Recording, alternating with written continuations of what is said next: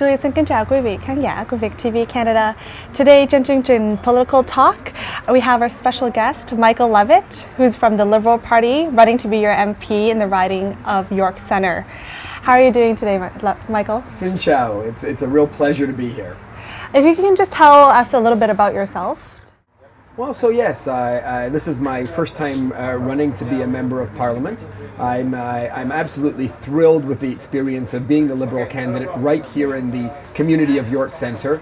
It's such a wonderfully diverse community, and one of the things I've enjoyed most is meeting and engaging with so many of the communities in York Centre, and of course in particular the Vietnamese community, the Filipino community, the Italian community, the Jewish community. I mean, just so many wonderful communities make up this riding, and my background as both a small business owner and also a community activist, it's really helped me understand the needs and desires of people on the ground, and I'm looking forward. We've got 2 more weeks left of excitement, and I'm very much looking forward to the positive end result and to representing this again diverse and wonderful riding as their Member of Parliament. Excellent, Mr. Levitt. I know that you're currently serving as a partner for VP for Business Development in the Benjamin Group, and as president of Benjamin's Landmark Monuments. So the first question I have for you is a business-related question. So what specific programs or incentives is your party prepared to offer to support the small to medium-sized businesses, which creates employment for over 50% of all working Canadians? Yeah, so as a small business owner myself, I do understand the real importance of having programs that do support small business, and this is something that's a priority for the Liberal Party. In particular, we're going to reduce the premiums from $2.63 to $2.31, and we're also going to follow through with the 2015 budget reduction of the small business tax rate to 9%. We're also going to make sure that there's monies available for example, $100 million annually for clean technology producers and manufacturers, and we're going to invest $500 million in the federal labor market agreement to help ensure small and medium-sized business owners have access to a well-trained labor force.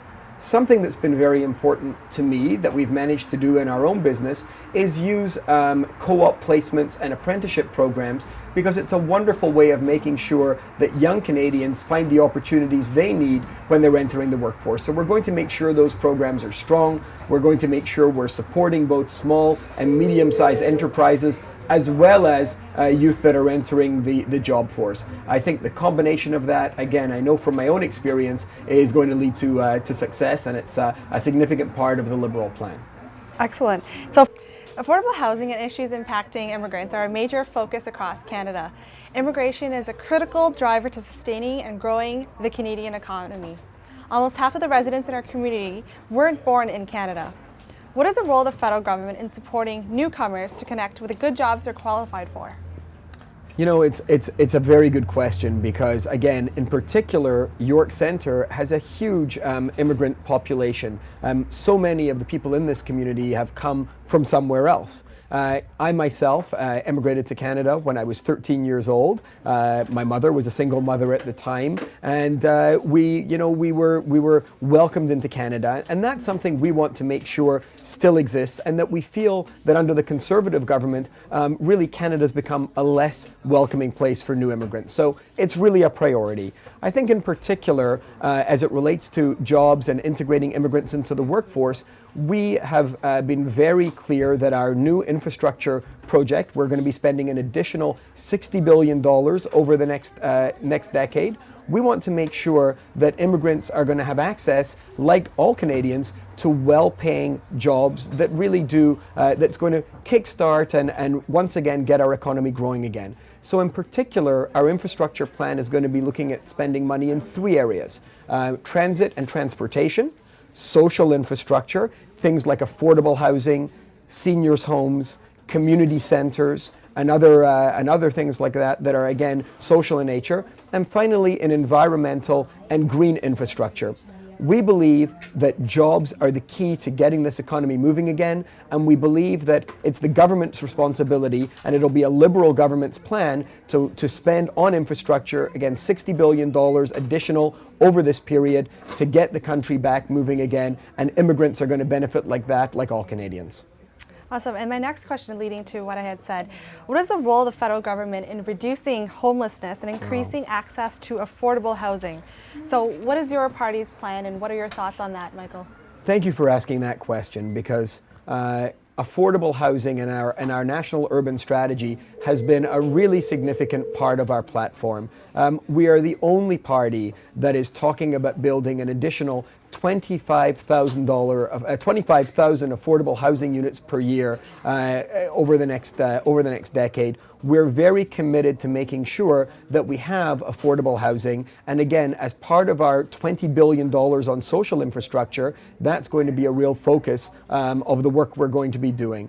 We want to make sure that we're lifting people out of poverty, and we have, again, 3 ways that we're going to do that: through our infrastructure spending, through our reduction on taxes for middle-class Canadians, and we're going to do that by asking the wealthiest 1% to pay a little bit more in taxes. And the final and most important way we're going to be doing this is through our Child Canada benefit. We're going to be making sure that young families are getting a larger Canada Child benefit, up to $6,400 per child. This is significantly more than the current Conservative tax credit, and it's also going to allow 315,000 children to be raised out of poverty, to be brought out of poverty. We're very concerned about poverty rates in the community. I see it in York Centre all the time. People are struggling. We've got seniors that are struggling to stay in their homes. We've got middle-class families that are struggling to put food on the table. And we've got young families that are struggling to keep their kids in the programs that they want to keep them in and to keep them clothed. We want to do more. We feel that it's the federal government's responsibility to do that, and that's something that's really been missing over the last decade of Conservative government. Thank you, Mr. Levitt. I think that some of our viewers at home today would be very relieved to be hearing some of your plans. Thank you. Mr. Levitt, the Liberal Party has pledged $1.5 billion over 4 years to invest in youth employment. Yes. With an expectation to add 40,000 jobs annually. Right. So how much of this impact will be felt in your riding, York Centre riding? Well, let me tell you that one of the things I hear most at the doors, and I've banged on over 20,000 doors since I started running in this riding, one of the things I hear from parents, from grandparents, is real concerns about the fact that their children can't find well-paying jobs that have some kind of a career path. So we've got families that are sacrificing, and especially in the immigrant communities. I know in the Vietnamese community, what a priority education is for their children. And I know that people are willing to go into debt, they're willing to take extra jobs, their children take out loans, and all with the expectation that they're going to be able to find good, well-paying jobs at the end of it. But that's not happening. These students are coming out of universities, out of colleges, out of training and apprenticeship programs, and they can't find work. They just can't find work. They're ending up in debt with minimum wage jobs in many cases, living back in their parents' or their grandparents' basements. We need to do more. So we've been very clear that we're going to create 40,000 new jobs per year, as you mentioned, particularly targeting youth. We're going to be increasing apprenticeship programs. We're going to be increasing co-op placements. And we're going to be making sure that in York Centre, I'm going to be a strong voice for the community. I hear the community's concerns around the needs of their children and grandchildren. I hear from the young people who come into my office. Many of them volunteer on my campaign, and they tell me really they're worried about their futures. They're worried about the fact that in this last decade, jobs have been so much harder to find. I hear it every day at the doors. A Liberal government is committed to working with young people, to working to get the economy moving again, and to making sure that there's going to be jobs for those people out there. It's a priority. Jobs, jobs, jobs. Yeah, thank you, Mr. Levitt. And oftentimes, people's voices get unheard, and they feel that they get unheard. So if elected as MP in the York Centre riding, is there anything specific that you would do to keep in touch with the riding? How would you best represent us in Ottawa, and specifically the Vietnamese community? Yeah, absolutely. This is really the number one job of a member of parliament. And it's really the biggest complaint I hear from the current, about the current MP in this riding, is that he's not engaging with the community. He's not engaging with a number of the diverse communities, but most of all, he's just not present at the doors. My job as a member of parliament is really quite straightforward. It's not an easy job, but the job description is straightforward. I have to engage the community, hear their voices, hear their concerns, hear their aspirations, and make sure those voices are heard loud and clear in Ottawa. I can't do that job if I'm not engaging. And engaging just at election time, when you need votes, when you show up at the doors, the month before an election day, that's not good enough. We need democracy between elections. We need to be engaging the community between elections, and I'm proud that I've done that. I've done town hall meetings on seniors and healthcare, which I've done on the west side of the riding. I've done town hall meetings on affordable housing, which I've done on the east side of the riding. Just coming up tomorrow, I've got a meeting on Downsview Park, again, engaging the community. I was honored to have the Vietnamese community at my ethnic media event that I did just a couple of weeks ago. I had one of the representatives there speaking and talking about the importance of advocacy and being involved in the electoral process that the Vietnamese community is doing so much work on. That's the work that needs to be done. It's the work that I'm committed to. And again, I'm going to continue making sure that I'm hearing the voices of all the communities of York Centre and that I'm reflecting those wonderful voices back to Ottawa, because that's the work that needs to get done. And that's what a Liberal government and myself as a Liberal MP will make sure happens. Very well said. Thank you. Is there anything else that you would like to tell our Vietnamese audience, who are, most of them are first-time voters?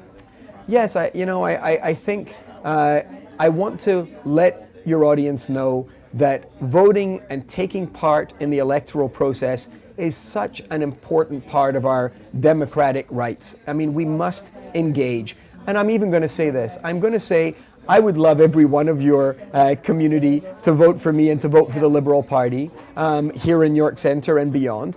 But I have to tell you, I would rather they were voting and making their voices heard and engaging in the process than not voting at all, even if that means that a vote goes to another candidate.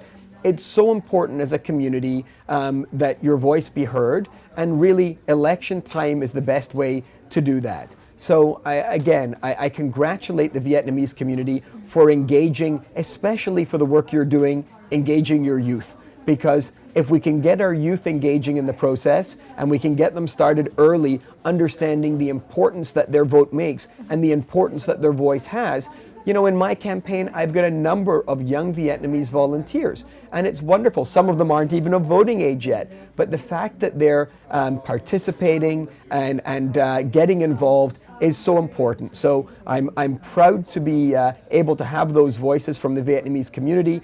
It's a promise I'm making to your community that I will, as a Member of Parliament in York Centre, make sure your voices are heard in Ottawa, and I thank them for the support they've given me. I thank you for being on the show and being able to speak to them this evening. And in closing, I want to say gamang to you all. Thank you, Michael, and I hope that our audience here today will listen to our interview and exercise their democratic right to vote. Absolutely. Political Talk là một show truyền hình đầu tiên của người Việt tại Canada, chuyên bằng chuyện chính trị. Vì chỉ có trên Việt TV Canada. Mời quý vị đón xem để coi vị chính khách nào sẽ là khách mời của chúng ta kế tiếp trong chương trình kế tiếp. Xin chào và hẹn gặp lại trong chương trình kỳ tới.